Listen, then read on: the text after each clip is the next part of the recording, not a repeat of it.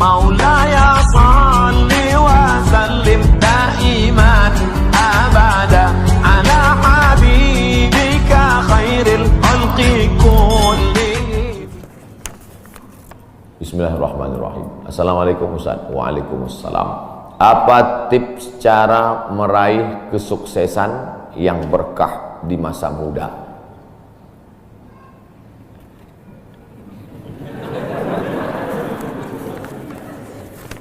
Saya tidak pernah bercita-cita menjadi apapun. Cita-cita saya dulu cuma satu, bagaimana membahagiakan orang tua. Itu saja. Ya Allah, aku sekolah, tak tahu dulu pulang mau jadi apa, yang penting bisa membahagiakan orang tua. Itu saja.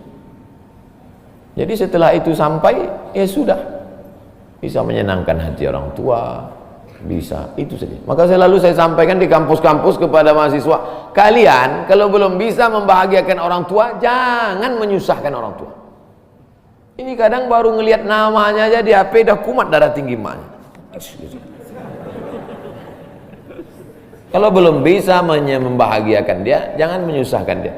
Maka saya di Mesir 4 tahun tak pernah saya minta duit. Tiba-tiba udah sampai ke Mekah. Mak, aku udah di Mekah. Dari mana kau dapat ongkos? Ada tabunganku sikit-sikit. Pergi ke Makkah, kerja, pulang, bayar hutang. Jangan pernah menyusahkan orang tua. Oleh sebab itu cita-citanya yang pertama mencari ridha Allah. Ridha Allah fi ridhal walidain wa sukhutullah fi sukhutil walidain. Pulang saya ke kampung, saya mau beli tanah berapa meter, ternak lele, tanam cabai, daun ubi, malam mengajar ngaji. Cita-cita saya kecil aja.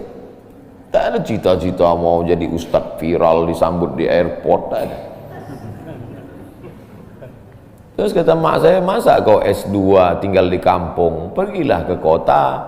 Akhirnya saya menghonor jadi dosen, siang jadi dosen, malam ceramah di masjid, direkam, diupload, khutbah diupload, like and share, akhirnya viral.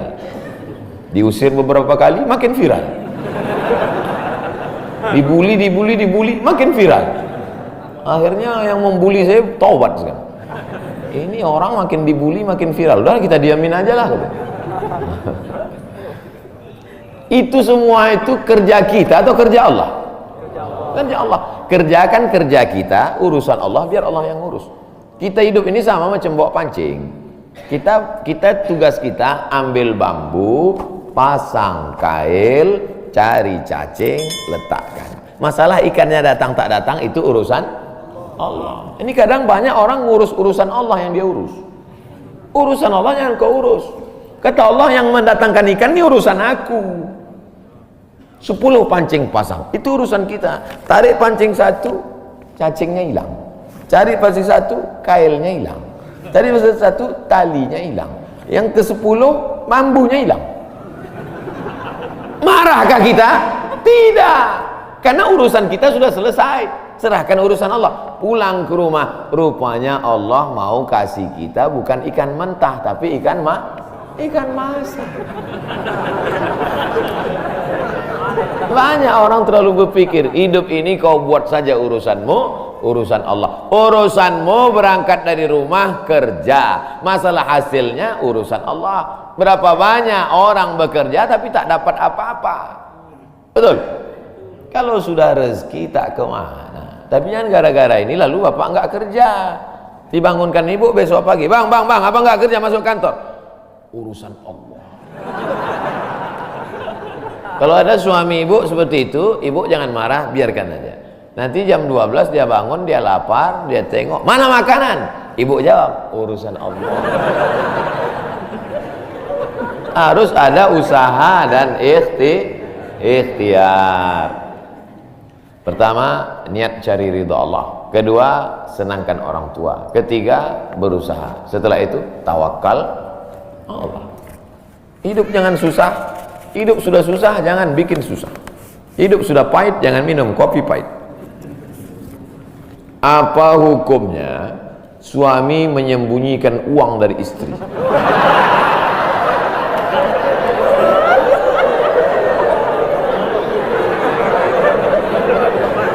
Bang, bang, kata istrinya. Bang, ini duit apa bang? Duit sial. Oh duit sial, udah kusembunyikan kau dapat juga.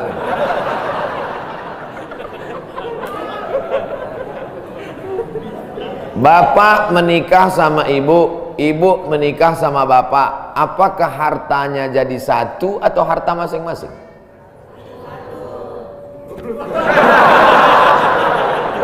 Mereka mau hartanya jadi satu dan bapak ketakutan. Itu yang saya baca. Sekarang kita baca ayatnya. Walakum nisfu ma taraka azwajukum illam yakul lahunna walad. Kalau istrimu meninggal kau dapat 50% hartanya kalau tidak ada anak. Fa in kana lahunna waladun, kalau dia punya anak, falakumur rubu'u, kamu dapat 25%. Sekarang saya tanya, hartanya nyatu atau pisah?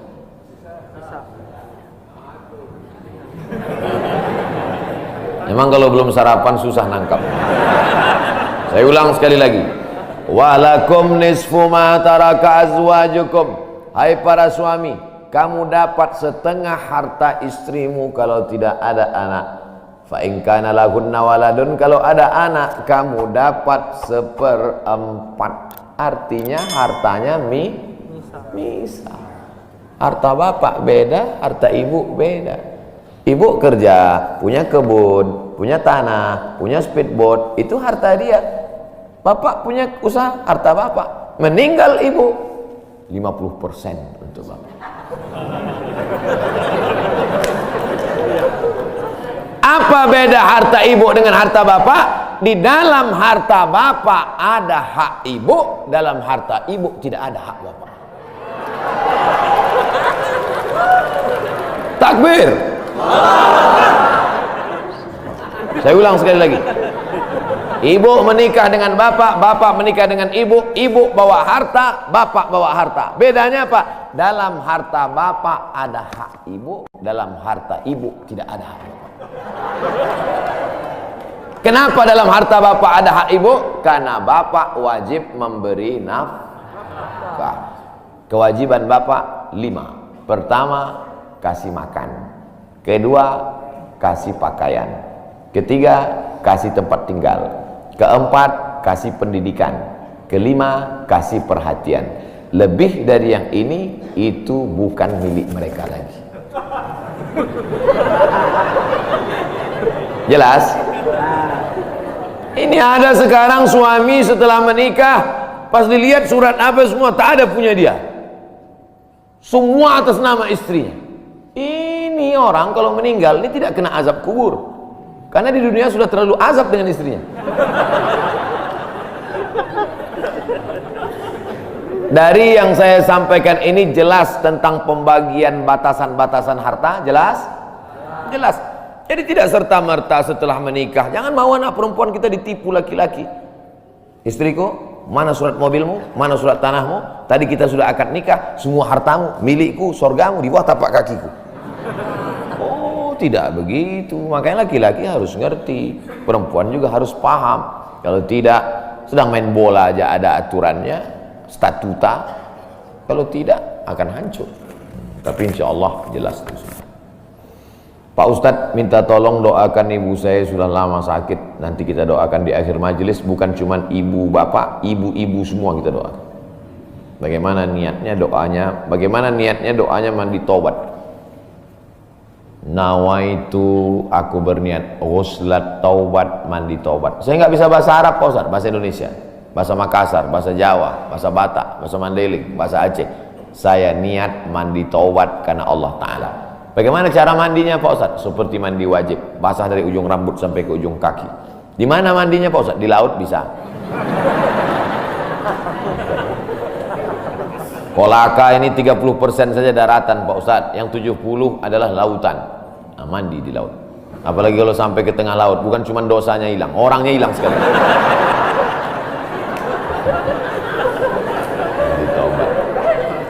Setelah mandi taubat, solat sunat taubat, usolli sunnatat taubat rakaataini lillahi ta'ala. Ayatnya bebas. Ayat apa yang paling panjang? Hafal kau amma yatasaalun. Tidak. Wadduha?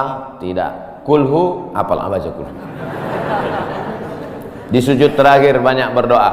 Berapa kali sholat sunat taubat sehari? Sebanyak-banyaknya. Kami dulu dipesankan guru kami, pagi sholat sunat taubat, siang sholat sunat taubat, petang sholat sunat taubat, sebanyak-banyaknya sholat sunat taubat, sholat sunat taubat, sholat sunat taubat, sholat sunat taubat. Usolli sunat taubat raka'atain lillahi ta'ala. Ma min muslimin yudhnibu dzamban, ada orang yang silap salah berbuat dosa, summa yatatahhar, bersuci, berwudu, mandi, taubat, summa yusolli raka'ataini, sholat sunat 2 rakaat, summa yastaghfirullah, minta ampun kepada Allah, illa ghafarallahu lah, Allah mengampunkan dosa-dosanya. Bulan Rajab banyak-banyak taubat, bulan Sya'ban tingkatkan ke taubat, masuk ke dalam bulan Ramadan insyaallah mendapatkan Lailatul Qadri khairum min alfi syahr.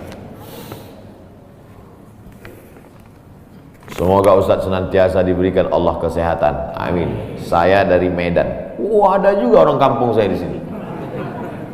Bagaimana cara bakti seorang anak, cara membahagiakan orang tua berjarak jauh dengan kita, sedangkan bertemu dekat bersama orang tua mungkin hanya 1 tahun sekali, Idul Fitri saja, karena harus bekerja di PT Antam Tbk Sulawesi Tenggara. Ada sesuatu yang tak bisa kita bayar dengan uang, tak bisa dibayar dengan uang. Yang bisa merasakan ini orang yang orang tuanya sudah meninggal, yang masih hidup tak bisa. Lam ya'rif man lam yadhuq, yang tak pernah merasakannya tak bisa menceritakannya, karena tak bisa dirasakan. Setelah orang tua itu tak ada, barulah kita rasa dunia ini hampa, tak ada gunanya. Duit itu tak ada gunanya, mobil itu tak ada gunanya, rumah itu tak ada gunanya, apapun tak ada gunanya. Waktu dapat saya gelar doktor dari Sudan, pulang saya ke rumah, tak ada gunanya, tak bisa lagi diceritakan. Dulu apapun yang dapat diceritakan, mak, aku dapat sorban dari mak, aku dapat peci. Setelah pulang tadi, pulang dari Brunei dapat gelar visiting profesor di Universitas Islam Sultan Syarif Ali, tak ada gunanya, hampa.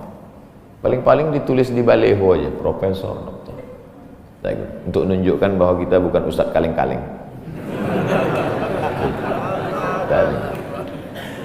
Nanti setelah dia tidak ada, barulah kau cari mana kain yang pernah dia pakai dulu, mana sajadah yang dulu dia pakai waktu sholat, di mana dia dulu sering duduk.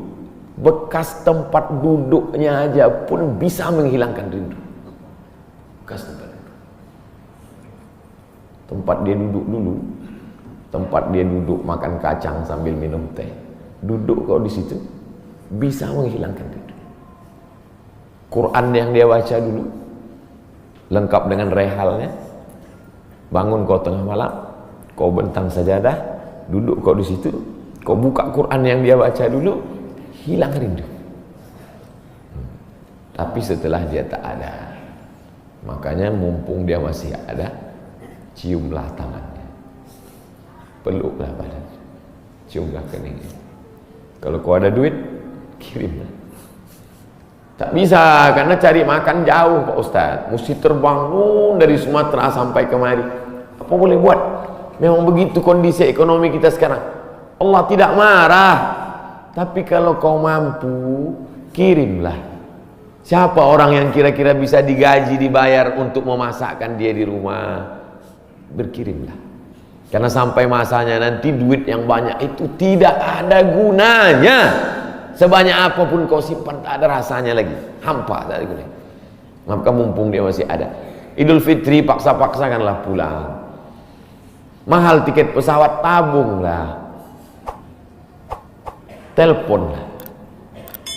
Masih ada dia menyambut teleponmu, berikan HP yang kira-kira lama dia pakai, tinggalkan. Mak, ini chargernya, ini handphonenya, ini baterainya, persiapan kalau rusak pasangkan di sini. Nanti kalau aku telepon, sampai masanya nanti handphonenya berbunyi tapi tak ada yang angkat. Selagi dia masih ada, senangkanlah hatinya, kirimkanlah kain. Kain itu tidak akan dia pakai, tapi insya Allah menyenangkan hati dia. Ketika hatinya lapang, lapang rezeki. Ketika hatinya senang, senang hidup. Tapi kalau sudah hatinya sempit, meleleh air matanya, rindu karena tak pernah kau telepon, disitulah awal azab Allah datang. Kau akan berenang dalam kesengsaraan. Mudah-mudahan Allah mengampuni dosa kita semua, dosa ibu bapak. Ala hazihi niyah al-fatihah. A'udzubillahi minasyaitonir rajim. Bismillah. Alhamdulillah rabbil alamin. Ar-Rahmanir Rahim. Maliki yaumiddin. Iyyaka na'budu wa iyyaka nasta'in. Ihdinas siratal mustaqim. Siratal ladzina an'amta 'alaihim ghairil maghdubi 'alaihim waladdallin. Amin. Rabbana ighfir lana dzunubana, ampunkan dosa kami ya Allah. Wali abaina, ayah kami ya Allah. Melepuh kulitnya untuk menyekolahkan kami, tak dapat kami balas budi baiknya ya Allah. Wali ummahatina, emak kami, 9 bulan 10 hari kami dikandungnya, 2 tahun kami disusukannya, mengalir darahnya dalam badan kami, tak dapat kami balas. Tak dapat kami balas kebaikannya, sekali teriakannya saat mengeluarkan kami ke alam yang fana ini. Tak dapat kami balas kebaikannya ya Allah. Kalau dia masih hidup, sahih jasadaha, sehatkan badannya. Qawi imanaha, kuatkan imannya. Ar-rahmazuk hal istiqamata, berikan dia istiqamah dalam iman dan Islam. Kalau dia sudah meninggal dunia, lapangkan kuburnya ya Allah. Nawwir qabraha, terangkan makamnya ya Allah. Allahumma ja'al qabraha radatan min riyadil jinan. Jadikan kuburnya salah satu dari taman-taman surga. La taj'al qabraha hufratan min hufarin niran. Jangan jadikan kuburnya salah satu dari lubang neraka ya Allah. Allahumma ja'al abana'ana barina liwalidiha. Jadikan anak-anak kami anak-anak yang berbakti kepada orang tua. Allahumma hafazhum min kulli su' wa syarr. Jaga anak-anak kami dari segala perbuatan maksiat dan dosa ya Allah. Rabbana zalamna anfusana, kami sudah banyak buat silap salah dan dosa. Wa illam taghfir lana, kalau kau tidak mengampuni dosa kami, wa tarhamna, kalau kau tidak merahmati kami, lanakunanna minal khasirin. Sudah lama kami jadi orang-orang yang rugi. Allahumma ja'alna minat tawabin, jadikan kami orang yang bertaubat di bulan mulia ini ya Allah. Wa ja'alna minal mutatahhirin, jadikan kami orang yang mensucikan hati. Wa ja'alna min ibadikas salihin, jadikan kami hamba-hambamu yang salih. Allahumma ja'al akhira kalamina inda intihai ajalina, kalau ajal kami sampai, malaikat maut tiba mencabut nyawa kami, jadikanlah yang terakhir keluar dari mulut kami la ilaha illallah Muhammadur Rasulullah SAW. Kalimatu haqqin 'alaiha nahya, dengan itu kami hidup, wa 'alaiha namutu, dengan itu kami mati, wa biha nub'atsu, dengan itu kami nanti akan dibangkitkan di padang mahsyar. Rabbana atina fid dunya hasanah wa fil akhirati hasanah wa qina adzabannar. Wa sallallahu ala sayyidina wa maulana Muhammad wa ala alihi wa sahbihi wa sallam. Walhamdulillahi rabbil alamin.